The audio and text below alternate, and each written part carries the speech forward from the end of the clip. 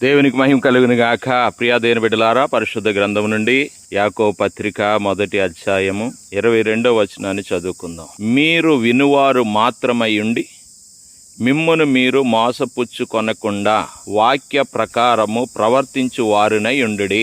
ప్రియా దేవుని బిడ్డలారా, మన శరీరంలో అన్ని భాగాలు ఒకటి కంటే ఎక్కువ పనులు చేస్తాయి. నోరు మాట్లాడుతుంది, తింటుంది, ముక్కు వాసన చూస్తుంది, గాలి పీల్చుకుంటుంది, కళ్ళు చూస్తాయి, నిద్రపోతాయి. ఇలా ప్రతి అవయవం కూడా ఒకటి కంటే ఎక్కువ పనులు చేస్తాయి. చెవులకు మాత్రం ఒకటే పని, అదే వినడం.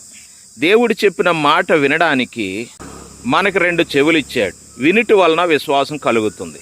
అపోస్తలుడైన పౌలు ఈ మాట చెప్పే సమయానికి ప్రింటింగ్ ప్రెస్ అనేది లేదు. ధర్మశాస్త్ర గ్రంథము అందరికీ అందుబాటులో ఉండేది కూడా కాదు.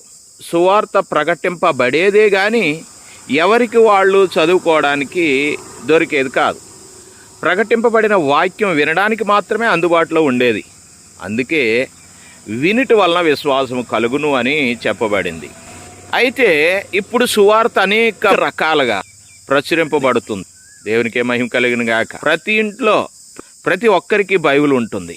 టీవీ, ఇంటర్నెట్ ద్వారా, వాట్సాప్ ద్వారా, ఫేస్బుక్, యూట్యూబ్ ద్వారా క్షణం తీరిక లేకుండా క్రైస్తవులకే కాకుండా అన్యులకు కూడా సువార్త ప్రకటింపబడుతుంది. సువార్త గురించి నాకు తెలియదు, నేను ఎప్పుడూ వినలేదని చెప్పి తప్పించుకునే ఆస్కారమే లేదు. నిద్ర లేచిన దగ్గర నుండి మళ్ళీ పడుకునే వరకు మన వాట్సాప్, ఫేస్బుక్, యూట్యూబ్లలో వాక్యం వస్తూనే ఉంటుంది. కానీ వాటిని చదివేటంత, అలాగనే వినేటంత తీరిక మనకు ఉండటం లేదు. ఒకవేళ అవి విన్నా కూడా వాటిని బుర్రకు ఎక్కించుకునే ఆసక్తి మనకు ఉండటం లేదు.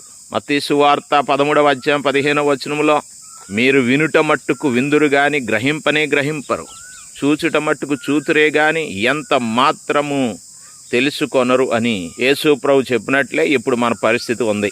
గతంలో పోల్చుకుంటే సర్వసృష్టికి సువార్త ప్రకటన చాలా స్పీడ్గా ప్రకటింపబడింది అనటంలో ఏమాత్రం సందేహం లేదు. యేసుక్రీస్తు 2వ రాకడ అతి త్వరలోనే ఉంటుందని చెప్పడానికి ఇదే నిదర్శనం. అందుకే సువార్త ప్రకటనకు ఎన్నో మార్గాలు ఎంచుకున్నాడు. సాతాను కూడా తనకు సమయం తక్కువగా ఉందని గ్రహించి యవ్వన మృంగాల అని గర్జించి సింహోలే మనుషుల మధ్యలో నేర్చుకొని ఉంది. ఇలాంటి పరిస్థితులలో మన వాక్యాన్ని నిర్లక్ష్యం చేసి 24 గంటలు సెల్ ఫోన్ లో ఈ లోక విషయాలతో కాలక్షేపం చేస్తే యవ్వన మృంగాల అని గర్జించే సింహంలా కాచుకొని ఉన్న సాతానికి చిక్కుబడిపోతాం. ప్రియ దేవుని బిడ్డ, వాక్యం అంటే అక్షరాలు కాదు, వాక్యం అంటే దేవుడే. యోహాను సువార్త 1వ అధ్యాయము 1వ వచనము అలాగే 14వ వచనంలో, వాక్యము దేవుడై ఉండెను, ఆ వాక్యము కృపాసత్య సంపూర్ణుడిగా మన మధ్య నివసించెను. హల్లెలూయా. వాక్యము మనలో ఉంటే దేవుడు మనలో ఉన్నట్లే. మన వాక్య ప్రకారం జీవించకపోతే సులువుగా పాపంలో పడి సాతానుకు చిక్కి సర్వనాశనం అయిపోతాం. కేవలం వాక్యం వినివారు మాత్రమే ఉండకుండా వాక్యం విని గ్రహించి వాక్య ప్రకారం జీవించి వినిన వాక్యం మనలో నూరంతలుగా ఫలించేలా జీవిద్దాం దేవుని బిడ్డ. అందుకు నువ్వు సిద్ధమా?